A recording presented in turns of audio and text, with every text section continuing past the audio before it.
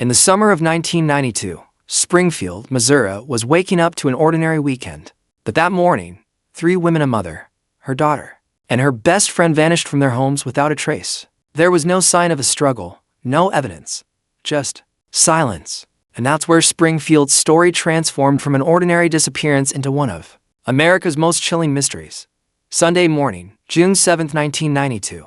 The excitement of prom had drawn Springfield's young people into the streets. The celebrations continued throughout the night, some dispersing to hotels, others to friends' homes.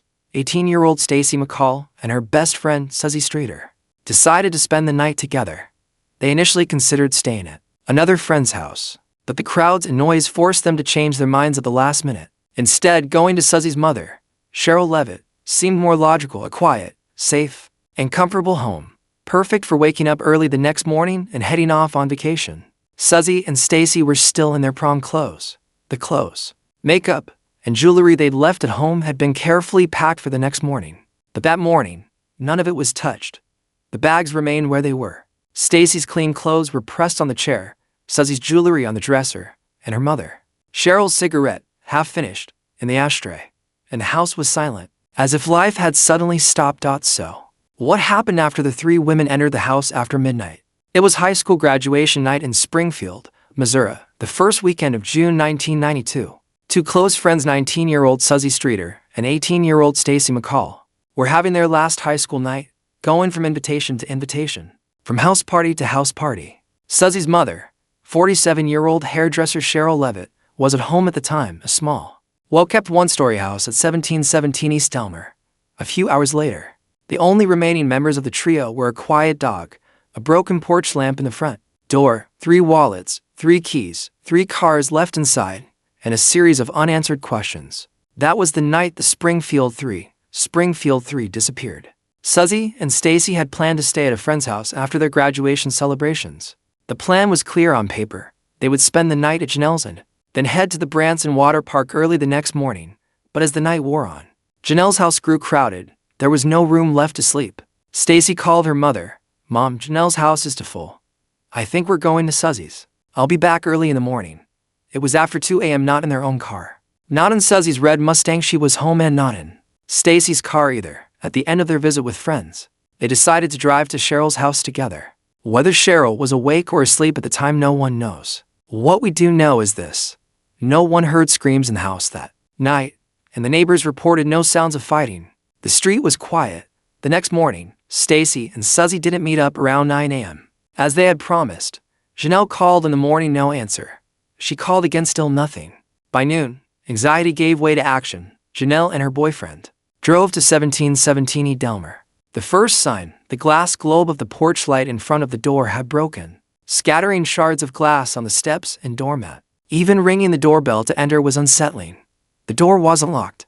The interior was tidy. There was no television in the living room, no signs of a fight, no clutter in the house. But on the edge of the living room table were small but weighty signs of the 3 women's daily lives: Suzie's purse, Stacy's wallet, Sherrill's keys.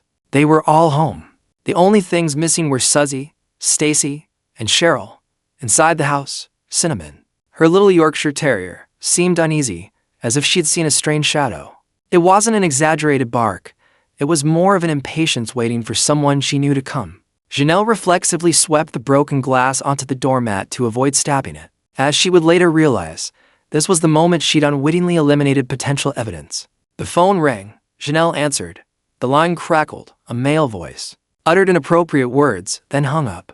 Another call had a similar content, and when a message was allegedly left, Janelle accidentally deleted a message from the tape. No one knew at the time if it was significant, but that accidentally deleted message would remain a detail recounted for years to come. There were details elsewhere in the house that quickly answered things. In Sherrill's bedroom, the sheets had been smoothed, the pillow prints vague, as if someone had just gotten out of bed. The hairdryer was plugged in the bathroom. Sherrill was a smoker and usually had her cigarettes with her. She had stayed home that day. Suzie's everyday jewelry and Stacy's clothes hung on the edge of the sofa, giving the impression of getting ready and leaving soon after a night's sleep. The cars had been left outside. The 3 women were gone. No preparations to get away, no suitcase that suggested a long journey, no whiplash to suggest a sudden escape. And yet, the house was empty. In the afternoon, families arrived one by one. Maybe they went for a walk, some said. Maybe they went to breakfast, some said. But along with the wallets, there were makeup bags, contact lens solution, personal items, and Stacy's promise to her mother, "I'll be back early." Add to that the strange phone calls, and the feeling of something's wrong was no longer a whisper, but a statement. The police were called. The first team arrived to find the house had already been visited by dozens of foot soldiers. Family, friends, neighbors all had entered throughout the morning and afternoon hours, checking rooms, occasionally moving furniture slightly, picking up broken glass, comforting the dog. On disturbed scene was now just a phrase from a book. Officers circled the house, nearby trash cans, the backyard, the garage.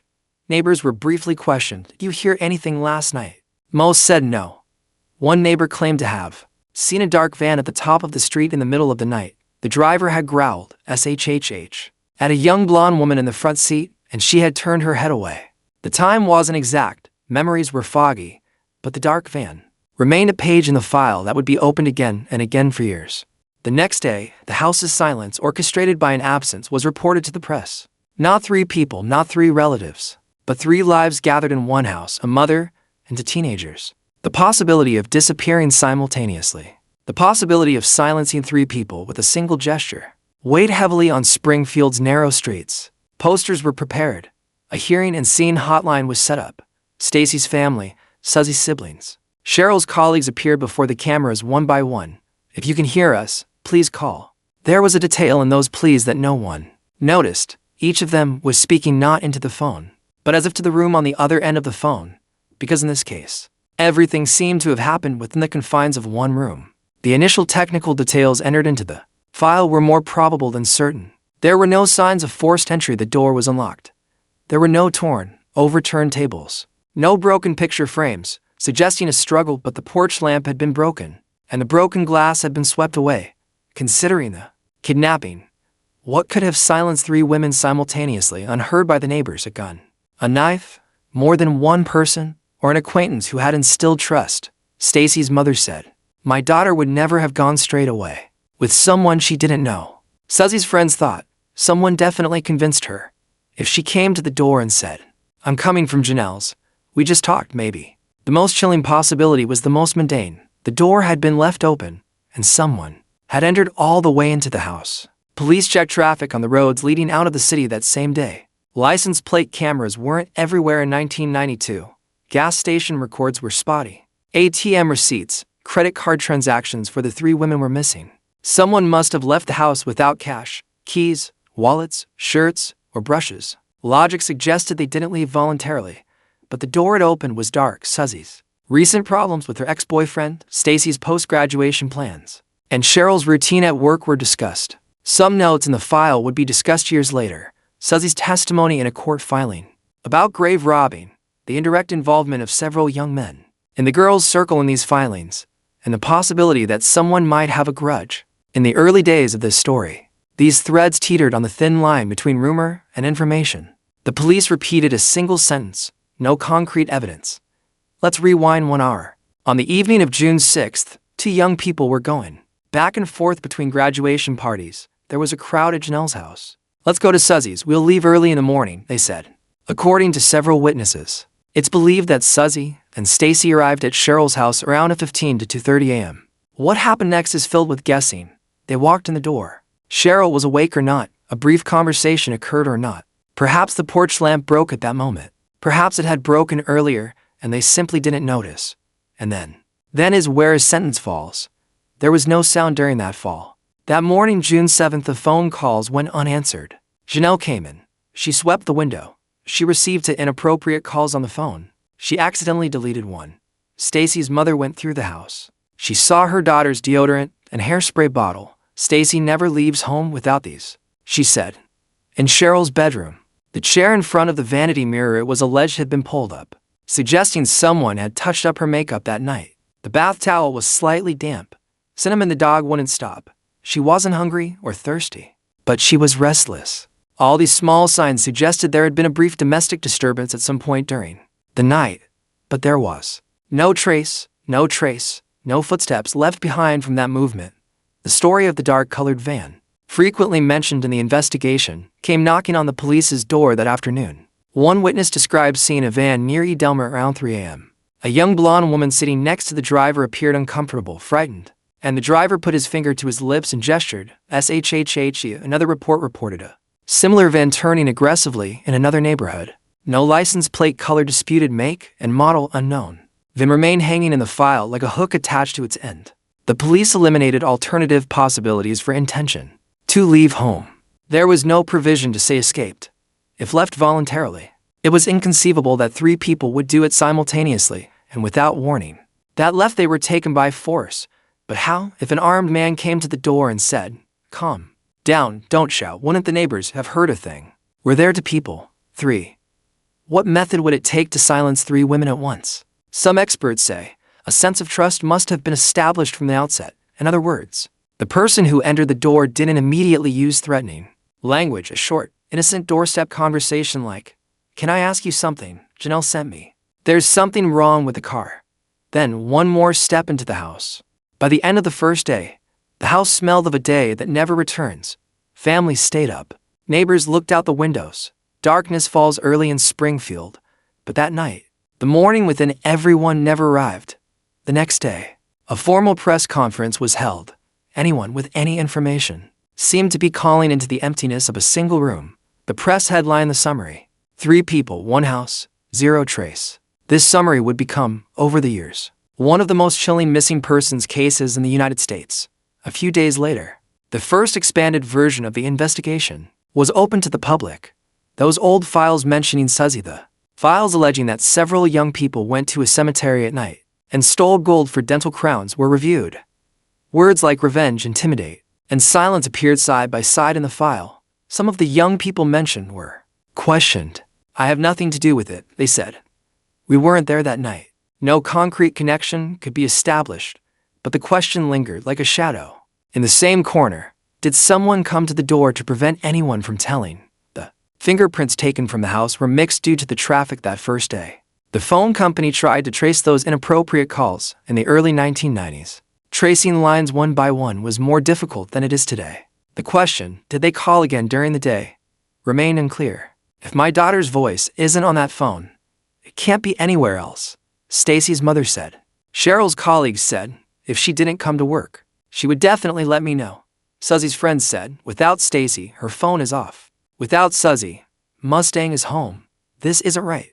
In this first episode, what we call a crime scene is actually a house's morning. On the morning of the house, 3 women leave clues saying, "We'll be leaving soon." And that soon never arrived. What's left behind? A broken lamp, a swept-away window, 2 inconvenient phones, 3 wallets inside the house, an unlocked gap in the door, a Yorkshire Terrier who wouldn't stop talking, and a van that's faded from the neighbor's memory.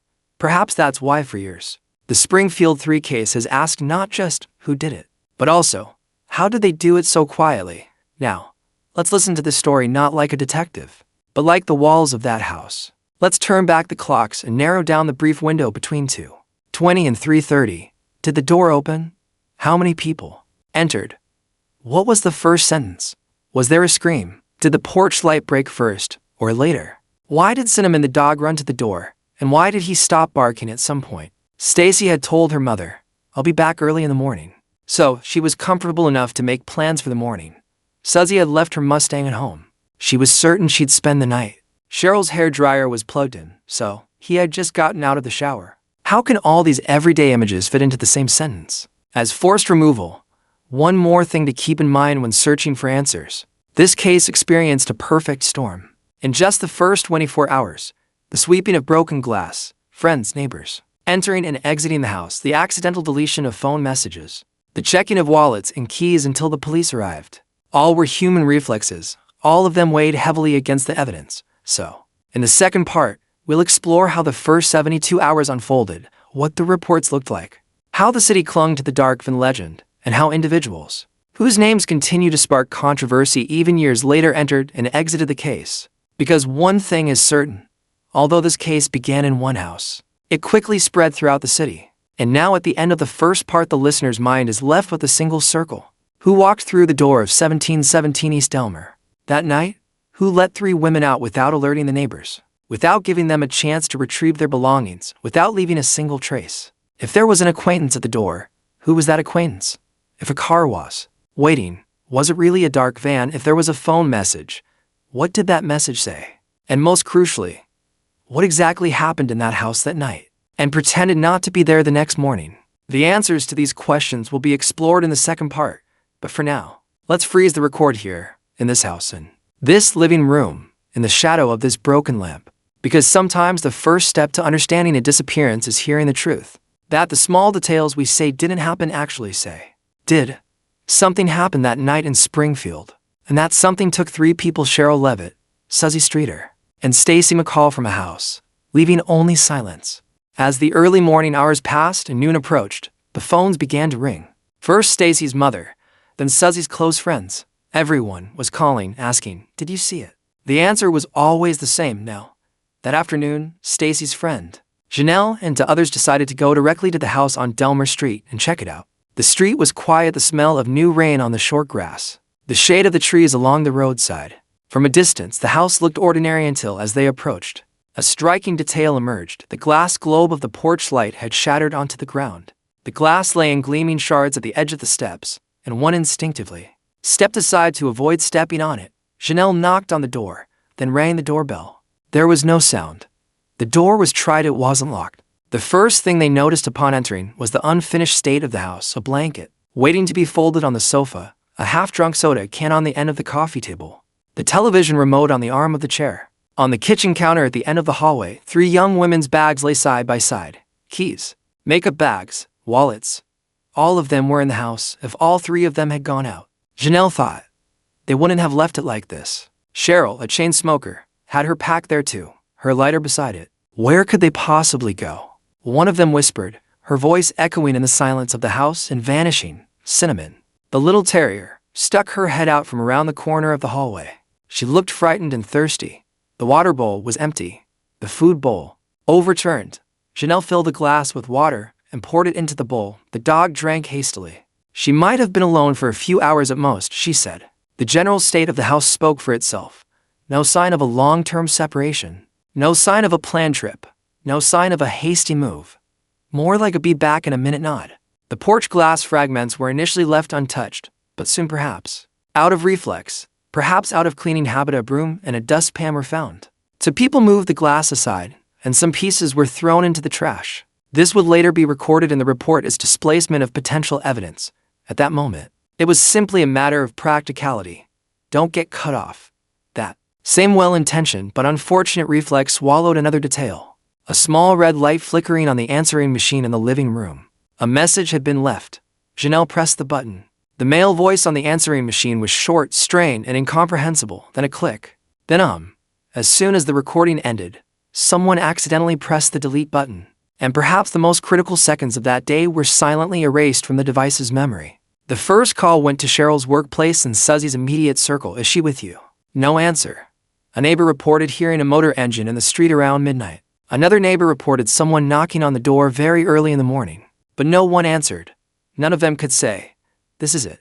That afternoon, the families arrived. Stacy's mother, seeing the neat arrangement of bags, choked. My daughter wouldn't leave her bag behind.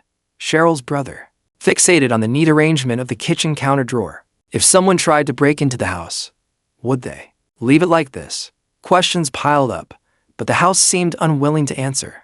The police were called. By the time the first unit arrived, the number of people who had entered the house had been counted on the fingers of two hands. The porch window had been removed, the answering machine message erased, the living room air conditioning turned on, and a few surfaces groped.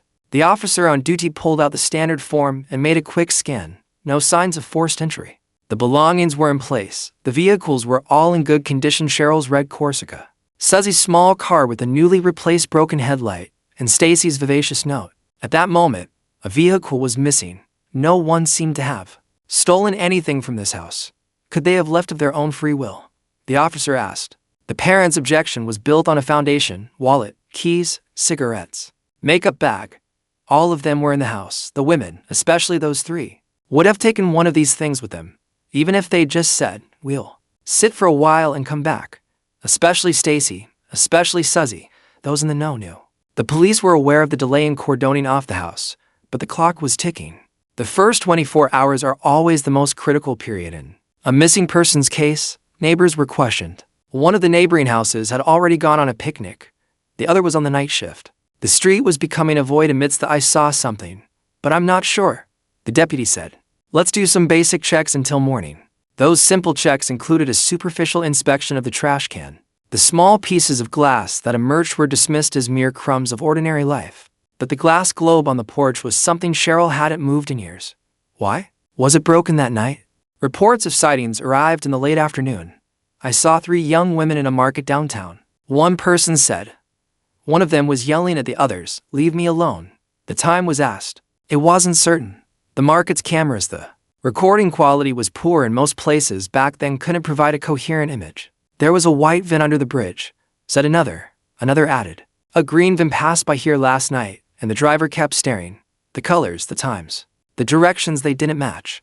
But the word van was written down as a mark that would remain in the margins ever since as darkness fell." The house continued to appear consistently normal. There were no signs of a struggle in the bedrooms, no bath towels on the floor, no bloodstains on the kitchen sink. The only unusual lineup was the 3 bags on the counter and the recovered state of the broken window on the porch. And then there was the agitation of Cinnamon the dog. With every move of the door, the animal would run and glance down the hallway, then back to the water basin. Its eyes held a childlike insistence, as if to say, "Someone was just here." After midnight, the official missing person report was filed. The first brief statement was issued to the press. 3 adult women left their homes and have not returned. No signs of forcible detention have been found. The investigation is ongoing. The statement would appear in a small column in the local newspaper the next morning, but the ripple effect would spread throughout the town faster than expected. Springfield was the kind of place where you watch movies about such cases, but believe they wouldn't happen to you. The words that had once said, "It won't happen here," changed overnight. It did. The next day, a more systematic search began. The surrounding areas were empty. Nearby parks, side roads leading to the house's backyard. At first, the circle was kept small, then it widened. Volunteers arrived. The first things they got were rope, gloves, and maps. The maps produced a visible meaning. Setting out from this house and disappearing without a trace seemed possible only through something happening inside the house. Since no trace was left outside, either a vehicle had driven too quickly and deliberately, or something that came to the house had taken them. The police returned to the house's details one by one. In the bathroom, the steam trails on the edge of the mirror looked as if they had just been wiped clean. The toilet seat was closed. The bath mat was dry. The sheets on 2 of the beds were a little untidy, but not as untidy as those of someone waking up and leaving in a hurry. In the kitchen, the stove was off. The dishwasher was empty. The mailbox wasn't full. The television program guide was on the coffee table, its page open to the evening hours. Aside from the deleted message on the answering machine, there was no sign of a last-minute arrival. It was as if the house was saying, "We were up until a reasonable hour, then we made a decision." So what decision? That same morning, a man was spotted standing at the end of the street, staring at the house. When the officers approached him, he said, "I was just wondering, too." The ID check went smoothly. The man soon left the area. These unexpected observers were encountered several more times throughout the day. At various times, some were neighbors, some curious, some simply coincidences. But with a town this small, the word coincidence soon begins to overshadow everything. By the end of the second day, the search area had expanded to outlying areas, water channels, small ponds, and highways. A gas station attendant reported seeing a group of what appeared to be 3 young women after midnight, but their faces weren't clear, and he hadn't heard any conversation. A hotel clerk said 2 women wanted to check in around morning. When asked the time, he couldn't be sure. There were no matching signatures in the logbook. Most such reports teeter on a fine line between hope and reality. They're filed but produce nothing concrete. On the 3rd day, a thorough fingerprint and fiber search of the house was conducted. Unfortunately, new traces left by those who had wandered through the house on the first day had rendered some of the surfaces dirty. Despite this, a few strangers were recorded. Those traces would later be relegated to the unidentified third parties category, as no clear match was found. A greasy fingerprint was found on a piece of broken glass on the porch, however. As the windows were being cleaned up, no one could clearly remember who had touched what. The trace's value diminished. Meanwhile, the mini crisis desk, set up by the families, began keeping watch in the house and neighboring homes. Those waiting by the phone felt their hearts race with each ring. often finding the callers were strangers trying to help. Some offered clues, others offered fantasies, and some simply shared the sound of their pain. At one point, a new message, left on the answering machine, arrived. The content was vague, the voice muffled, a breathy callback. The number was not visible. Calling back was impossible anyway. Still, the question, "Is someone playing us?" lingered. On the fourth day, press interest intensified. Local television stations broadcast from the front of the house. Most reporters clung to the statement that there were no signs of forced entry, emphasizing the possibility that they left voluntarily. The families disputed this interpretation. If they had gone willingly, where would they have gone? Another reporter emphasized the possibility of a kidnapping. It could have been planned, he said. A vehicle arrived and quickly took them all away. But such an operation requires a motivation, a target, a threat, an interest. Rumors about who could devise such a plan for these three women circulated in whispers throughout the town's breakfast restaurant. On the fifth day, reports of green vans increased. Different people claimed to have seen a green van in various locations, offering vague explanations that the person or persons inside had harassed the women. Some descriptions overlap, others contradicted. The police wrote van in the margin of the file like a keyword, but there was no concrete license plate, no clear clock, no clear route. No unified pattern emerged to pin on the map. On the sixth day, another metal detector search was conducted in the immediate vicinity of the house. The results were close to zero: a few coins, a cocaine tip, and a door hinge from years ago. Inside, a strand of hair in the bathroom drawer probably belonging to one of the residents, and a tiny fiber on the living room floor probably torn from a pillow. Even microscopes sometimes fail to produce any meaning. On the seventh day, the investigation team split into two, working on to different hypotheses. One team adhered to the event that began inside the house and spilled over line. A familiar person might have come to the door late at night. A sense of trust might have been enough to force the door open. Three people might have been forced out of the house against their will in a short period of time. The other team considered the possibility of a trap plan outside. Independent of the house, they might have been targeted at some point before arriving at the house. For example, at one of the parties attended that night, or on the way back. Both plans stumbled on the question of motivation: who, why, and how. Meanwhile, the small signs that suggested the word threat were scrutinized. There was no clear record of Sherrill arguing with anyone at work recently. No overt signs of hostility were found in Suzie's inner circle. Stacy, however, talked about nothing but the vacation she planned that summer. Her three lifelines appeared flat. Flatness is sometimes the most frightening thing, because it doesn't tell where the storm will blow. On the eighth day, another call came. They took them out of town, an unspecified voice said. Not far. He asked for details but didn't provide any.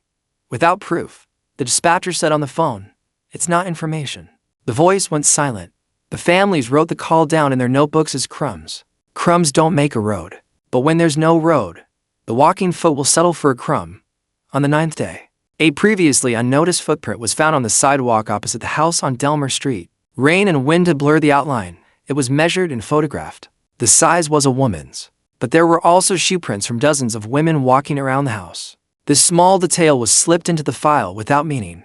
On the 10th day, the search shifted to a quarry farther from the city. Volunteers employed the shoulder-to-shoulder sweeping method seen in crime dramas. The surface was swept, the potholes checked. Nothing was found.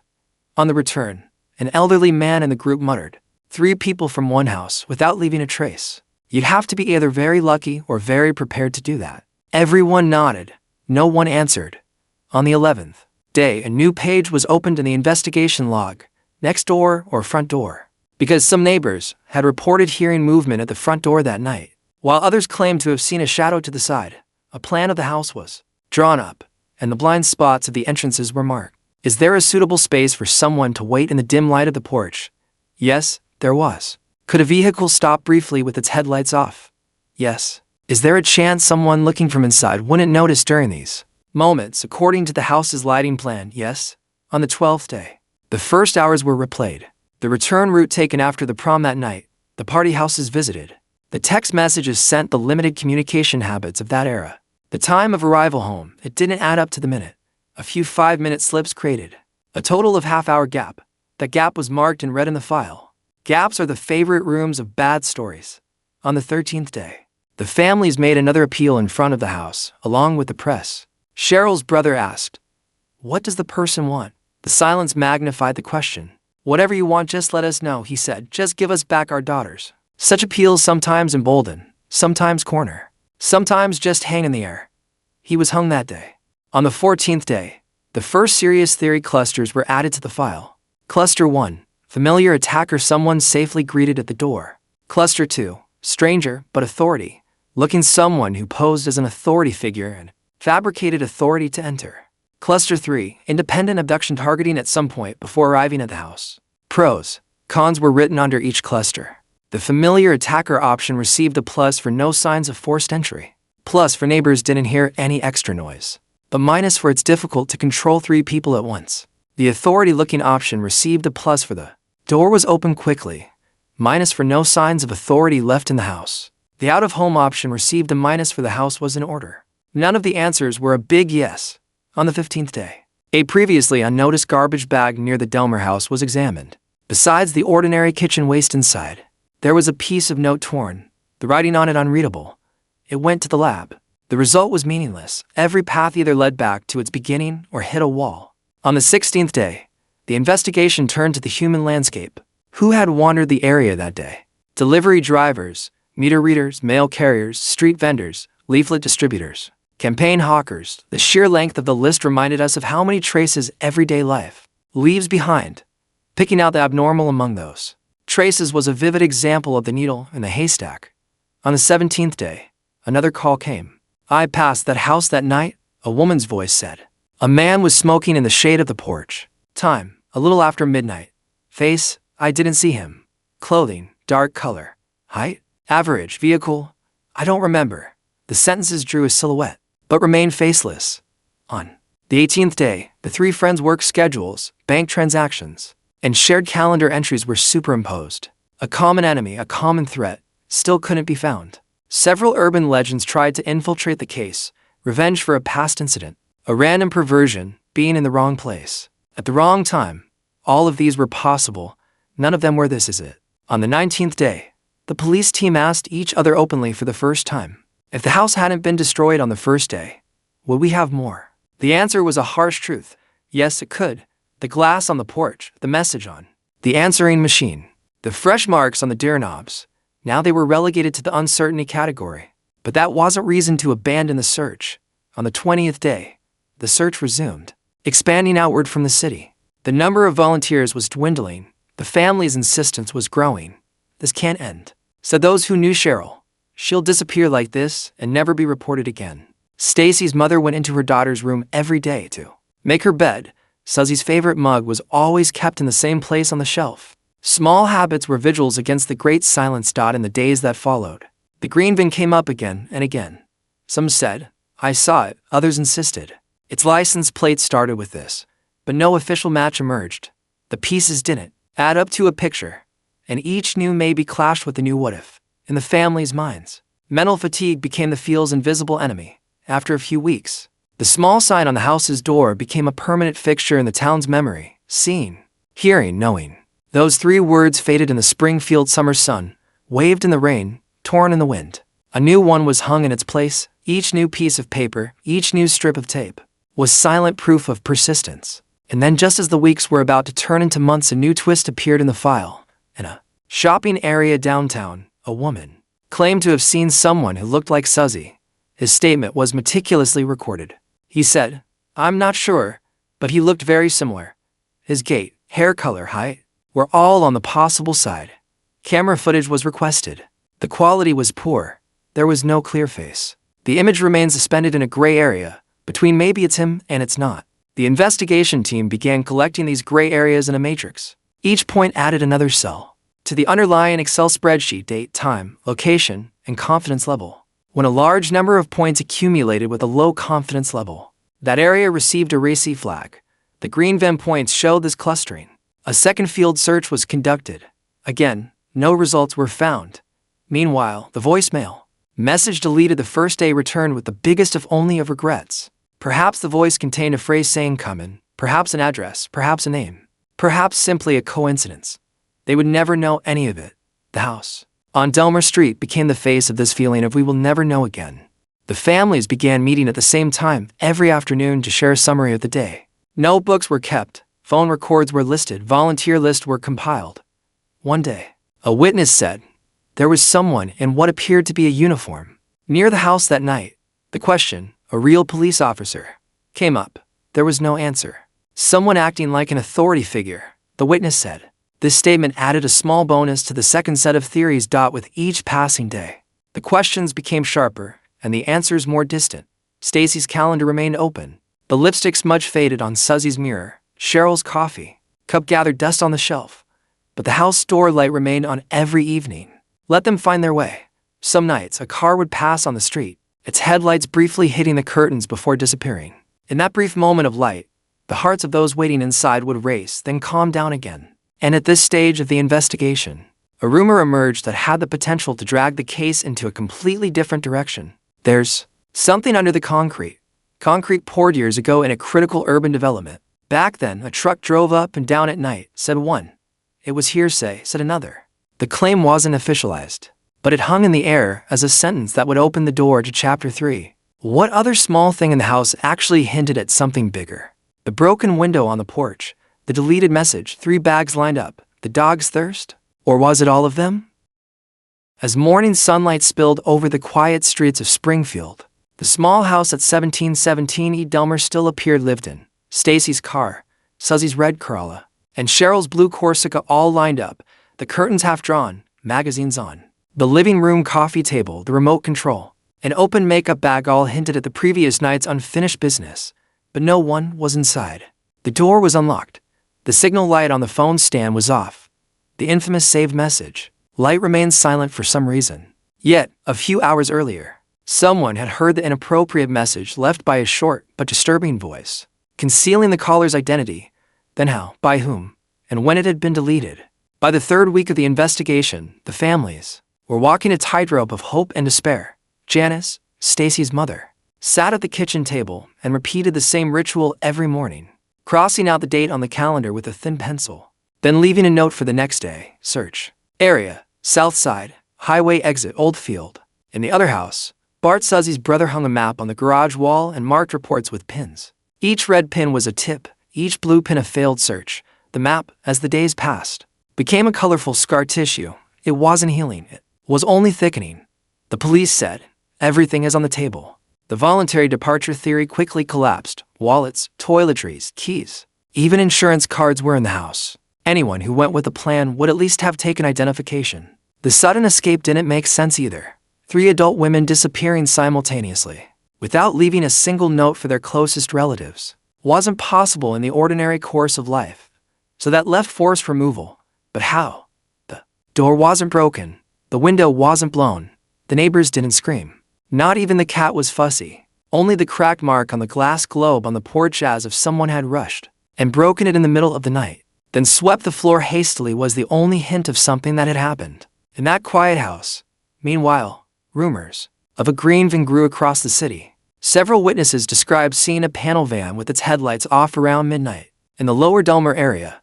Some seemed to recognize the license plate. Others said the driver was a middle-aged man, but the descriptions didn't add up. The drawing, which the police sought with high confidence, remained on the table. Meanwhile, there was the rumor of a construction foundation. Years later, a worker described a suspicious pouring at a parking garage construction site that summer. At midnight, the concrete truck, the formwork, the rush. It was like they were covering something up. He pointed out the location. The ground was scanned. Sonar and drilling were conducted. The official statement came back negative. The word negative, absent, carried as much weight in the family's ears as the word positive, because absent sometimes meant might have been overlooked. As the file thickened, the small details within the house became tangled. The only thing missing wasn't the traces, but the fact that the traces didn't add up to a logical sum. Neatly folded clothes left on the bed, a towel lying flat in the bathroom, as if it had just been hung, a fresh mark on the rim of a glass on the kitchen counter. It was as if someone had knocked on the door, and the occupants had said, "I'll be right back," and left, never to return. This flow was a flow through life. What made it strange wasn't the flow being interrupted, but the flow being interrupted without a break, like a tape being cut in half with a knife. The families tried not to tremble as they spoke to the press. Anyone who knew them knows. Janice said, "My daughter never goes anywhere without telling me." Sherrill's friends added, "She was devoted to her work and devoted to her home." Suzie hadn't postponed her hairdresser appointments. Stacy hadn't canceled her morning family gathering. How could someone who didn't cancel possibly fit into a plan? So a phrase began circulating around Springfield. Something happened inside the house or at the door. That something remained anonymous. And it came to a point where the question was no longer limited to where are they? It was when. That took over. At what time? In what interval? At what notch did they disappear? At what time did the neighbors' television turn off? When did the corner store close? When did the distant sound of traffic fade? These details divided the night with a ruler. But the ruler stopped at the most critical inch, between 2:15 and 3 a.m. What had happened? Had the phone's inappropriate message fallen during that interval? Had the globe cracked during that interval? Had the van with its headlights off passed during that interval? Rumors pretended to match the signs, but within each match a void remained as the emptiness grew. The house became a stage whose actors had been removed from the stage. So many cold cases are like this. What happens appears on stage. What doesn't determine the play? There was too much not there. In the house on Delmer, and that absence, like a summer heat clinging to Springfield, made it hard to breathe as the days wore on. Investigators, combing through previous years' unsolved murders, began searching for a profile. The possibility of forced entry, someone familiar at the door, was considered serious. Sherrill's real estate network, neighbors, hair clients, and Stacy and Suzie's school connections were combed through. The broken globe details seemed to demand a simple explanation. If someone had come in at night and rung the doorbell, a collision might have occurred while the door was being frantically opened, but no one heard a crash. The feeling of glass shards being swept aside by a meticulous hand was more pronounced. This suggested a brief tidying up had been done in the house. Couldn't someone who had entered, or had been let in, have done a little cleaning to leave no traces inside? Around the same time, another rumor gained traction, a phone message. According to those who listened, the message wasn't a sudden joke from an acquaintance. It was from a stranger, contained inappropriate content, and was quickly deleted. Was this erasure done by one of the residents or by a later arrival? If it was the latter, that person was considered to have returned to the house or spent some time inside. What happened during that time? This was one of the most troubling questions in the file. During field surveys, the brushy areas, streams, and abandoned farm structures around the city were repeatedly checked. Volunteers set up a grid system on the map. Walks were coordinated with dog searches. Sometimes, shouts of "we found something" were heard, a found piece of cloth, a cooling trail, a seemingly buried garbage bag. Each was examined one by one. Most became routine hours later, relegated to the shelf. The human mind cannot stand a vacuum amid searches for a form. But unless a clear form emerged, every find became the seed of the next day's disappointment. The city's ears also carried another story, the claim that they were buried in the construction. The construction site in question had also operated night shifts earlier that summer, and concrete pours were completed earlier than expected. A former worker who made this claim years later showed up, as if to ease his conscience. The technical team brought equipment to assess concrete density, under voids, and possible anomalies. The press waited behind the barrier. Families prayed. The result? No significant findings. For some, this no findings meant answered. For others, left unfinished. Because concrete loves to keep secrets as much as it loves to keep them. This was a hard truth everyone knows. There was also the green van line. One witness claimed the driver had a beard, another said he was clean-shaven. One swore there was a sticker on the rear window, another said the windows were tinted black. Police piled up conflicting accounts. Finding a common thread was difficult. Still, security camera tapes from specific intersections on specific dates were collected. Low resolution, grainy footage from those years. Tapes were fast-forwarded, paused, and enlarged. A few vans were selected, their owners found. Alibis confirmed. Sentences like, "Not exactly that," filled the file. The family's lives were restructured around the act of waiting. Every time the phone rang, Janice would take a deep breath and repeat the same sentence. "Hello, hello." The hope contained in a single hello grew as the silence spread through the room when it hung up. The poster in Stacy's room was in place. The cord from Suzie's hair straightener still lay coiled on the dressing table. Sherrill's notes in the kitchen drawer, the grocery list, garbage day, Thursday, 10 o'clock appointment, kept alive the feeling that the normal routine of the week would soon return. That's precisely why what was missing from the house weighed more heavily than anything that was. While the attention announcements were playing on the city's local radio, another call came in, a place, a threshold, a detail may have been missed. This call brought the volunteers back to Delmer, to the perimeter of the house, to those small circles of shadow beneath the streetlight. One young man squatted on the edge of the concrete, tracking like someone pushing a stone and dry leaves into a crack. An elderly neighbor said, "My dog barked twice that night." Another claimed, "The garbage truck passed earlier than usual." The hours, the sounds, the smells, the light, a physical inventory of the night was taken. But the inventory left a blank page on the most critical item, them. At such moments, cities begin to whisper to themselves. It must have been someone they knew, said one. They came to the door. They were trusted, said another. Or a phone call, first an excuse to call. None of these sentences was evidence, but all of them could sound as convincing as evidence. Because the mind couldn't stand a void, and this file used emptiness as a method. In the days of the investigation, waiting for a break, there was also discussion about whether connections could be made to old files, similar insider cases in the region, perpetrator profiles circulating along highway corridors, small networks operating along interstates. The question, one individual or a chain, came to the fore. The possibility of a chain was frightening, because when you pull one link in a chain, a voice would emerge from somewhere else. But here, with each link pulled, only the same silence widened. One member of Sherrill's business circle suggested that there might have been a recent argument, but the details were vague. Someone from Stacy's school background hinted vaguely. Someone stared at me after leaving the stadium. Another note from Suzie's circle mentioned a disturbing phone call recently. Each of these might be true individually, but what picture? Would the three of them form together? This was the most challenging aspect for investigators. The pieces were meaningful on their own, but when placed together, their overall value diminished, and the whole could not be established out at home. The details of stop time were revisited. Stacy's contact lens solution was open, but the lenses were gone. Suzie's insurance card was on the table, but her wallet was there too. Sherrill had loose change in her jacket pocket, but the keys were on the coffee table for some. This feeling of being halfway signaled a hurry exit, while for others, someone inside made the decision. Who made the decision? How could a wordless persuasion be applied to three women simultaneously if force was used? Why wasn't there a trace? If it was verbal, how did it happen so quickly? On the city's periphery, so-called old places were revisited, the dried-up pond, the abandoned gas station, the truck parks. At night, the volunteers turned off their headlights and remained silent for a few seconds. Their heads turned at the slightest scrape of metal in the wind. Every sound was a possibility, but the weight of the possibilities still led to the same drift, uncertainty. The families skillfully maintained their public visibility throughout this process. There were no outbursts of anger in front of the cameras. The interviews were controlled. The sentences complete. There were two reasons for this. First, the fear that a misunderstanding would derail the investigation. Second, the fact that the real destruction unfolding behind the scenes had already cracked the walls of the house sufficiently. Janice rarely went beyond saying, "Let my daughter return," but deliberately repeated the phrase way back. "Our door is open." This phrase became the motto of the case file, because the door had been closed in some inexplicable way. Now, on the contrary, the families were patiently trying to keep it open. Official statements were cautious. We're waiting for a significant clue.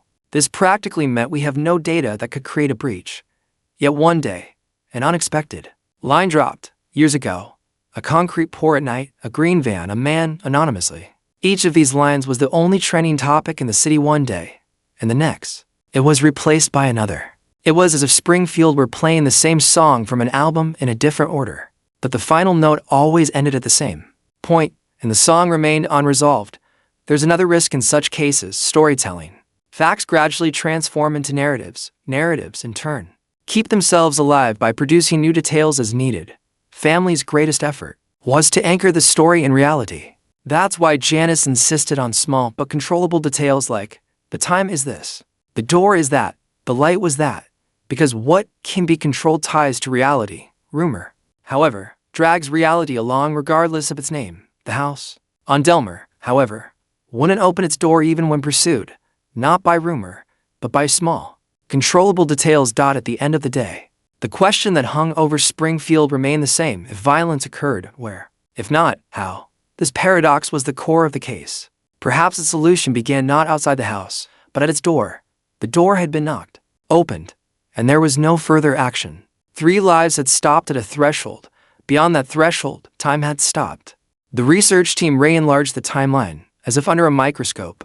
Neighbor X had turned off the television at 1:15 a.m. and hadn't seen a vehicle with its headlights off on the side of the road. Neighbor Y reported feeling a brief lifeless silence around 2 a.m. when the heart is sad. It imbues time with meaning. Silence may have been the name for that moment. A grocery receipt marked 12:47 a.m. A small drink Stacy bought confirmed. The cashier's statement that they left smiling. These confirmations clarified the first half of the night and fogged the second. The fog thickened around the 2:15 to 3 a.m. line. Personal testimony to clarify this line was also valuable. One young man said, "I drove by Delmer that night, and there were 2 cars in front of the house, and I didn't see the third one. The date was inconsistent." Another insisted, "I saw a green van 3 times on the same street the day before, but the day and hour didn't match." The police recorded these inconsistencies not as intentional, but as a flaw in human memory. Because people remember, but rarely do they remember according to schedules. The orderly disorder in the house was reevaluated. The fold in the bedsheet, the lipstick cap in the makeup bag, the ring of a glass on the kitchen counter. These are signs of normal life, the expert declared. There was no struggle. The statement wasn't comforting. On the contrary, it was terrifying, because if there wasn't a struggle, there was persuasion or a very swift, very professional, very prepared move. That level of preparation is hard to match with ordinary familiarity. So, then, was it a stranger who had arrived at the threshold, or someone who was not a stranger but whose intentions were alienated? The parking lot search, which came years later, once again caused a stir in the city. Drillings, ground-penetrating radar, measurements, a scientific disappointment. Negative. But a negative result doesn't always lead to the statement "there's nothing there." It simply says it wasn't detected by the method used. That's how the families read it. The police, however, marked it for now, a phrase that leaves time open, doesn't close the book, but also doesn't untie the hand. On another side of Springfield, another tip years ago, someone bragged at the bar counter that they buried 3 women. Most such tips feed on drunken tables, belated consciences, and a desire for attention. Still, they were evaluated individually. The city talked about the name of that bar for a while, then the conversation drifted, because all those sentences suggested direction, but not location. Meanwhile, the families developed a small but effective ritual to keep public memory alive. They hung a photo of the Delmer house on a board with new flowers on each anniversary. Beneath it, 3 names, 3 short sentences: "The light of the house hasn't gone out." This wasn't just text. It was a technique that kept the investigation alive, because community memory fades quickly in the absence of ceremony. The ritual became a tool for shaping pain and anchoring public attention, and one day, another unexpected thread dropped. That night, a phone call like a familiar voice, no recording, number line, no device, just a lingering feeling. The police wrote off this feeling as secondary data, but for the families, the idea of someone calling to the door was thus reinforced. Door threshold departure. 3 words, 1 line. At this point in the 3rd chapter, the narrative naturally narrows around these questions. How much planning was involved? How many people were there? Why is there no trace? Let's narrow the scope of the answers, not to keep the case alive, but to get a little closer to the truth. The possibility of a plan prevails. The time window is narrow, the house is tidy. There are no signs of a struggle. Personal belongings are in place, and the exit from the threshold. How many people? One person cannot control 3 adult women simultaneously. If they did, they either used a weapon or trust the acquaintance. Who called us? The possibility of 2 or more people aligns with the need for vehicles and speed, leaving within a short window, leaving no trace, quickly departing. Why is there no trace? Either very brief contact, or cleaning, or the trace being left somewhere else, not at home. The green van, the parking lot hypothesis, the phone message. Each of these can be true, but not all 3. This is the case's pitfall. When you overburden one detail, the others become insignificant. So the family's strategy was clever. They tried to keep the door open not to a single story, but to multiple possibilities, because closing the door could also mean closing the wrong door, and the right door was perhaps still just a sentence away. That night, the official face of the investigation remained an open case. In practice, this meant that new technology, e.g., advanced ground-penetrating radar, sample analysis, digitized archive matching, could be used. New witnesses were listened to with seriousness. Old witnesses were re-interviewed. Time often seems like an enemy, but sometimes it is the greatest ally. As the years pass, relationships unravel, the burden of secrets grows heavier, and a sentence is shed more easily. This is one of the strongest hopes in this case. One sentence. A sentence that will point to someone, a place, a time. Let's repeat Janice's small yet profound sentence here. Our door is open.